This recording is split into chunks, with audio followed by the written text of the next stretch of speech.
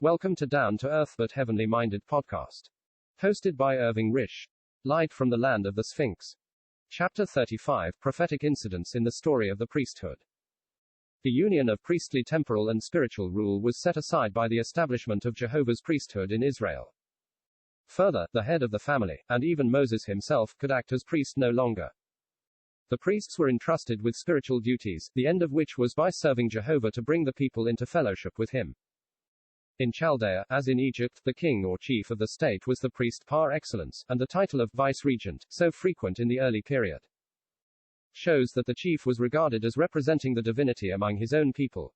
On the completion of the tabernacle, after Aaron and his sons had been called to the priesthood, Moses took chief part in the daily service of the sanctuary, Exodus chapter 40 verses 23 to 29, 31 to 32, until the consecration of the fancily of Aaron, on which occasion he appears to have exercised the priest's office for the last time, Leviticus chapter 8 verses 14 to 29, compare Exodus chapter 29 verses 10 to 26. The solemn service by which the priests were separated for their work occupied 7 days, and on the 8th day, Aaron and his sons being fully equipped, the nation, which had assembled together before the tabernacle for the 7 days to witness the consecration of the priests, was called upon to worship Jehovah. The day opened with the early burnt sacrifice upon the brazen altar, as opened every succeeding day in tabernacle or temple court, and then followed the 3 great sacrifices by which Israel's national worship was inaugurated. First, a sin offering, the confession and the putting away of sin before God. Next, a burnt offering, the sweet savor of the sacrifice to God. Lastly, a peace offering, the communion in the sacrifice of man with God. The great center in the day's worship was the altar. The high priest served it, and on the completion of the service of sacrifice, and while standing upon the altar slope, which reached midway its height, he turned towards the thronging multitude, and all eyes being on him, he lifted up his hands toward the people, and blessed them. The sacrifices were accepted. The nation was blessed in the power of the sacrifices. Then Aaron came down from the altar. This blessing of the high priest recalls the uplifted hands of Jesus and the blessing of his disciples after his sacrifice of himself on the cross, Luke chapter 24 verses 50 to 51, before he ascended and passed through the heavens to appear in the presence of God for us. The smoke of the altar fire still arose on high. The priests had to complete their part of the service in eating the sin offering, and the people, represented by the princes, had to partake of the peace offering. And while this part of the service proceeded, Aaron, accompanied by Moses, entered the tabernacle. For the moment Israel's high priest and king were hidden from view. What transpired within the sanctuary we know not, no mention being made of any act performed in the presence of Jehovah by Aaron and Moses. Our thoughts are to remain centered on that which took place in the court of the tabernacle. When Moses and Aaron came out from Jehovah's presence, they blessed the people. This was the blessing of both priest and king arising from the hidden resources of the sanctuary. It prefigured the blessing which Christ the priest and king will bring to Israel when he comes forth on their account from the heavens, where he now is. In immediate response to this blessing, the glory of Jehovah appeared unto all the people, and to emphasize to all Israel the fountainhead of God's glory and man's blessing on the earth. A fire came out from before Jehovah and consumed upon the altar the burnt offering and the fat, of sin offering and peace offering. All Israel shouted their praises, and prostrated themselves before the glory and the majesty of God, with which he had crowned the altar. The beginning of Israel's national history as worshippers of the living God was inaugurated with the glory of the altar. Their restoration to national blessing will be their recognition of the true altar, the cross of Christ. But what shall be said of Israel now? It possesses neither altar nor glory. Yet the nation shall once more unite at the altar, and shall prostrate itself in worship before Jehovah with shouts of praise, and shall recognize with tears of contrition their sin offering, their burnt offering, and their peace offering in the Christ they despised, rejected, and crucified. The eyes that witnessed the fire of Jehovah consume the sacrifices of his appointment, had seen pomp and display in Egypt 1,000 times in religious ceremonies, but heaven had never sent answer to one of its pagan shows, nor smiled upon one of its idol feasts. The priestly caste obtained reputation by the ceremonies as is common to the caste, but what should be said by Israel now? What should be said now when divine glory crowned altar and sacrifice, and rendered the very court, where the feet of the priests trod, glorious by approving fire? Nadab and Abihu, Aaron's eldest sons, were elated. Priestly robes were a distinguishing honor in Israel. They would exalt themselves. They forgot their service in their pride of office. Their censers, the emblems of priestly honor, they lifted up above the altar of the God. Arrayed in their vestments, they assumed to themselves, like Egyptian high priests, the right to enter God's presence at their pleasure. They took either of them his censer and put fire therein, and put incense thereon. Strange fire, which he commanded them, not fire of their own kindling, not lighted by divine command. They did that which was not commanded. They inaugurated an act of worship of their own invention, will, and pleasure, a sin common in religion. They stretched forth their censers and offered before Jehovah. It will be observed that Jehovah connected the death of Nadab and Abihu with the law of access by the high priest into the holiest of all. Compare Leviticus chapter 16 verse 1 with chapter 10. Upon the death, the instructions here set out were given. The sacrifices which the Jewish priests offered on the altar of burnt offerings were but preparations for their characteristically priestly work of entering the worldly sanctuary, and they were all, as the New Testament tells us, types of the one great comprehensive sacrifice of Jesus Christ offered on Calvary, previous to his entrance upon his characteristically priestly work in the sanctuary not made with hands. The burning of incense was most distinctly an exclusively priestly function, even higher than offering sacrifices. Noble's opinion is not an improbable one, that Nadab and Abihu intended to accompany the shouts of the people with an incense offering to the praise and glory of God, and presented an incense offering not only at an improper time, but not prepared from the altar fire, and committed such a sin by this will worship, that they were smitten by the fire which came forth from Jehovah, even before their entrance into the holy place. Jehovah answered their fire by the fire of judgment. There went out fire from Jehovah and devoured them, and they died before Jehovah. The priests in their vestments, grasping their censers, lay dead by the altar. I will be sanctified in them that come nigh me, and before all the people I will be glorified, said Jehovah. Israel stood astounded and trembling. Aaron might not mourn. The priesthood of Israel was covered with grief and shame that day, and the priests in their vestments were carried forth without the camp and buried with the accompanying lamentations of the people.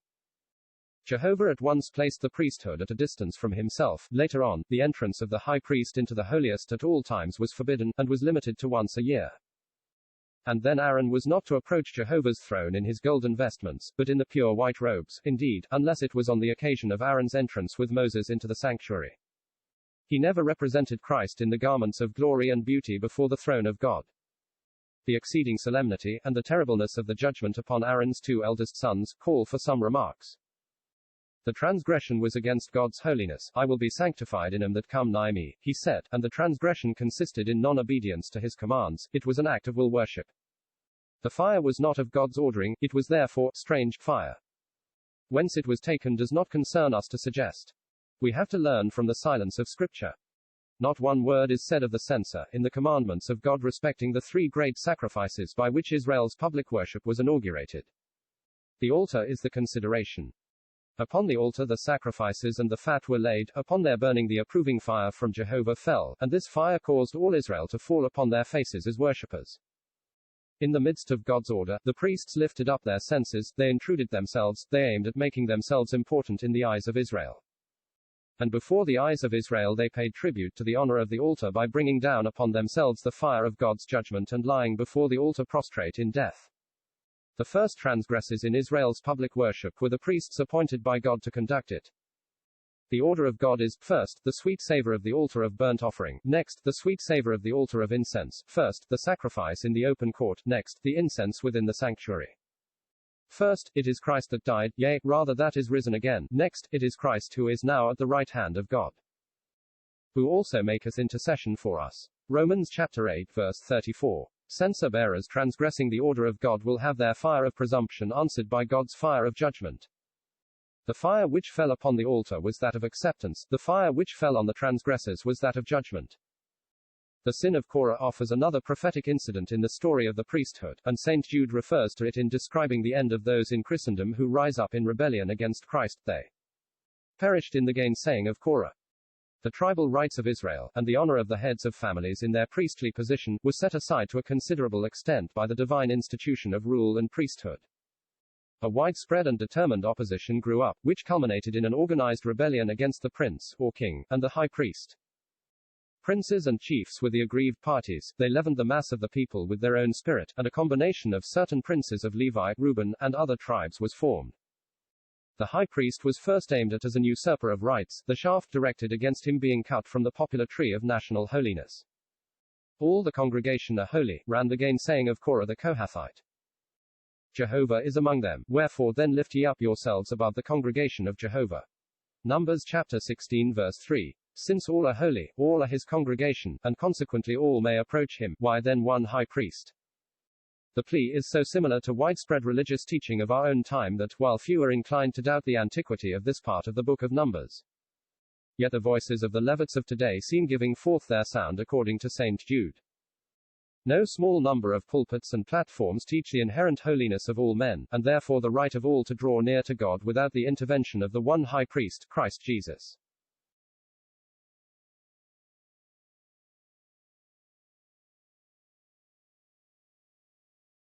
By whom and by whose propitiation alone, the access may be obtained. The Reubenite princes, Dathan and Abiram, whose tents were in proximity to those of the Kohathites, while uniting with the religious party, cared little for Aaron's honors though much for Moses' rule. They had descended from Jacob's firstborn and was supplanted. Moses proposed a religious test for Korah and his company of princes. Let them bring their censers, incense, and fire, since they would be priests, to the door of the tabernacle. He taunted them with their own taunts. Whom Jehovah should choose he should be holy, and all the congregation should see the result. Dathan and Abiram would have none of the religious test. We will not come up, said they. You have brought us up out of the true land of milk and honey, Egypt, to kill us in the wilderness, and for what cause, except thou makest thyself altogether a prince over us?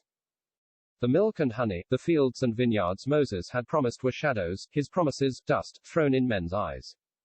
This bitter reproach made Moses exceedingly wroth, for his was but the word of Jehovah.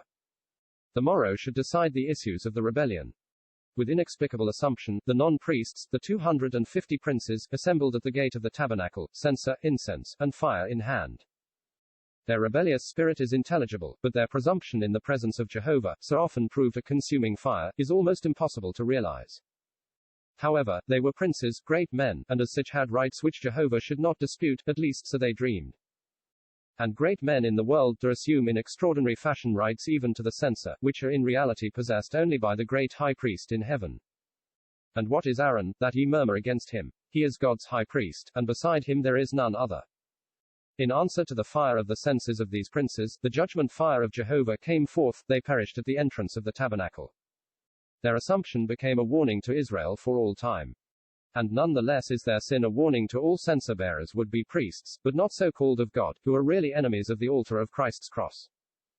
As for the defiant princes who taunted the ruler of God's appointment, the determined men, who cared not for religion, and who hated the king, the earth opened its mouth under their tents.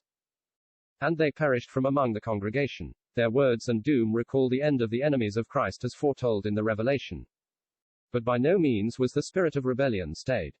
On the morrow all the congregation of the children of Israel murmured against Moses and against Aaron, saying, Ye have killed the people of the Lord. The leaven of a corrupt religious idea pervaded the people with the deadly result of the utter perversion of the divine character in their eyes. What should save Israel now? There was but one hope. It lay in the censer, the high priest's own censer. The consuming wrath of Jehovah had gone forth, Israel was dying of the sudden plague. Go quickly, cried Moses to Aaron, take the censer, and put fire therein from off the altar. And put on incense, and Aaron ran into the midst of the congregation, and made an atonement for the people, and the plague was stayed. Numbers chapter 16 verses 46 to 50. See, the Speaker's Commentary, Numbers, page 711. A censer, rather, the censer, i.e., that of the high priest which was used by him on the great day of atonement. Compare Leviticus chapter 16 verse 12, Hebrews chapter 9 verse 4. It appears from Leviticus chapter 10 verse 1 that each priest had also his own censer, no doubt for the daily incense offering. Exodus chapter 30 verses 1 to 8. Korah and his company had probably provided themselves with censers in emulation of the priests. Compare Numbers chapter 16 verse 6, and Ezekiel chapter 8 verse 11. The true high priest of God's appointment was proved by his saving power. Israel's rebellion had swept away their every hope, the mediatorship of Aaron saved them. Our high priest is able also to save them to the uttermost that come unto God by him, seeing he ever liveth to make intercession for them. Hebrews chapter 7 verse 25. On this occasion Jehovah once for all answered all questions as to the tribe which alone should bear the priesthood. Each tribe was ordered to present its rod before him. Our earlier pages had much to say about the rod of authority and power, and the remarks there made should be borne in mind in connection with the present incident. The 12 chief princes, under the open knowledge of their respective tribes, brought each man his rod with his name written upon it to Moses. And he also wrote Aaron's name on the rod of Levi. These were laid up before the ark within the holiest, where the tables of the law were placed. On the morrow Moses went into the tabernacle of witness, and behold, the rod of Aaron, for the house of Levi, was budded, and brought forth buds, and bloomed blossoms, and yielded almonds. Numbers chapter 17 verse 8. He showed the rods to the princes, and they looked, and took every man his rod, his lifeless stick of authority, with his name upon it. The pronouncement of the uselessness of mere human rule in the things between man and God, and returned to their tents. No element in religion is more worthless than earthly rule without heavenly fruitfulness. It were well for this earth if its princes, who bear authority, were as dumb as were the 12 princes when they received their staves from the holiest where Jehovah dwelt. And better still were it if the words of Jehovah respecting Aaron's rod were heard, bring Aaron's rod again before the testimony, to be kept for a token against the rebels. And thou shalt quite take away their murmurings from me, that they die not. The rod of Aaron was cut from the almond tree, the name of which signifies in Hebrew that wakeful, for amongst the trees it awakens the quickest after the winter to bear the blossoms of its new life. This rod is a poetic figure of resurrection. The dead branch, cut off from its source of life, lives to bear its buds, bloom its blossoms, and yield its fruit in the very presence of the unfailing word of God. In this rod is the token of true priesthood. In heaven the gracious service of our high priest sustains and preserves a murmuring people before God on the earth. The almond blossom has 5 petals. The Egyptians connected this number in a striking way with their priesthood. The 5 points of the star were reproduced upon the garment of certain high priests, in relation to heavenly wisdom. Could it be that in the primal days there was planted in man's mind in connection with priesthood the understanding of its true, and therefore heavenly, character, its connection with the living God in heaven, who by it shows forth his light and life-giving to man? The goddess Savek, Saf, the mistress of libraries, represented as a woman adorned almost always with a panther's skin, the dress of the higher priesthood, and bearing on her head an emblem that seems to make her as a goddess of starlight. History of the Egyptian Religion, TLA, translated by Ballingall, page 64. The Sem at the funeral sacrifice wears a panther skin, as does also the high priest of Heliopolis, who, as chief of the secrets of heaven, has the skin adorned with stars. The spots of the skin were manipulated so as to form 5-pointed stars. The last incident in the story of the priesthood to which we shall refer is tinged with a peculiar sadness of its own, though none the less is it one of excessive beauty. The sadness emanates from the voice and eye and hand of man, the greatest and the meekest of the human race, the beauty from the words of God and the figures which proclaim his Christ. The people found themselves after 38 years' wanderings in the very same locality where they had stood and murmured at the beginning of their pilgrimage. Once more they thirsted in the district of the desert of Sin. Numbers chapter 20 verse 2. True, most of the older men of the host had carried their murmurings into the silence of the grave, they had paid the penalty of their unbelief, yet Israel was unchanged. And none the less were Jehovah's resources for Israel unchanged. The host was near the rock which had been smitten for them by the rod of judgment, and which had poured out its waters for their children and their cattle. Exodus chapter 17 verse 6. And now once again the rock should satisfy their thirst. Take the rod, said Jehovah to Moses, and gather thou the assembly together, thou and Aaron, thy brother, and speak ye unto the rock before their eyes, and it shall give forth his water. And thou shalt bring forth to them water out of the rock, the water of Meribah, i.e., strife. The place is called Meribah in Kadesh, Numbers chapter 27 verse 14, and Meribah Kadesh, Deuteronomy chapter 32 verse 51. To distinguish it from the Meribah of Exodus chapter 17 verse 2. The rock, Hebrew selah, cliff, a different word from Zoar, by which that rock in Horeb is designated, Exodus chapter 17 verse 6. The words, however, appear to be interchanged in Judges chapter 6 verses 20 to 21. Saint Paul, speaking of the rock, says that rock was Christ. It was not a holy rock from which Israel drank, but a symbol of the Holy One. Had the same rock been resorted to on the second occasion, Israel, with their Egyptian training, would probably have given it homage, as a natural object worthy of veneration. The symbol would have disappeared, and in its stead would have been a mere rock. The sacrifice, the censer, and the rod were Israel's hope. Take the rod, the fruitful priestly rod from before the testimony. Numbers chapter 17 verse 10. We picture the scene as painted in the words of God. Moses stands with Aaron before the rock in view of all Israel. He lifts up the rod in its new life fruitfulness before all the eyes fixed upon him, the background of its beauty being the cliff. To the rock Moses speaks. What shall he ask? There is but one word he can utter before the great assembly he has gathered together, the wants of all are spoken in one word, water. The rock responds, and from it, as from those rifts made in the rock of Horeb a generation gone by, the living fountains flow. All Israel drink, and behold in the threefold combination, words spoken, rod uplifted, rock outpouring, the provision of Jehovah for human need. But the divine ideal was not realized, the patience of the most patient of men was exhausted, the meekness of the most meek had failed him. The angry eyes of the people caused his eye to flash upon him, and he spoke to them and not to the rock. Hear now, ye rebels, he cried, must we fetch you water out of this rock? And as voice and eye overcame his arm, he smote the rock twice. Thus in his own way, and not in God's way, did he fetch them water out of the rock. He sanctified not Jehovah before them, he transgressed his words, and thus lost the honor of leading Israel into rest. We can see in him the law, and we can hear in his voice the words of the law, ye rebels, and thus perceive that the law brings not into rest. To effect this a greater than Moses is required. One, whose gentleness, whose meekness, are exhaustless, one, whose personal excellence is devoted to sanctifying God in every word and act, the man, Christ Jesus.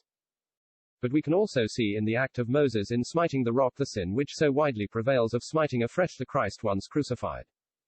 A sin which also changes the rod of his priesthood in Jehovah's presence into a rod of judgment. Speak to the rock, to Christ once smitten for human sin, now risen from the dead, lift up the fruitful rod of his priestly glory, and the waters shall be rivers in the desert. To smite again the smitten rock, to use the rod of priesthood in order to repeat his sacrifice, is to bring down the force of these solemn words upon one's head. Neither Moses, nor Aaron, nor Miriam could bring the people into Canaan, but Joshua brought them in. Neither the law, nor the priesthood, nor the prophets, could bring us into heaven, they all led us towards it, and brought us to its confines, but Jesus only could bring us in. The Holy Bible with Notes, Numbers, Wordsworth. Page 148.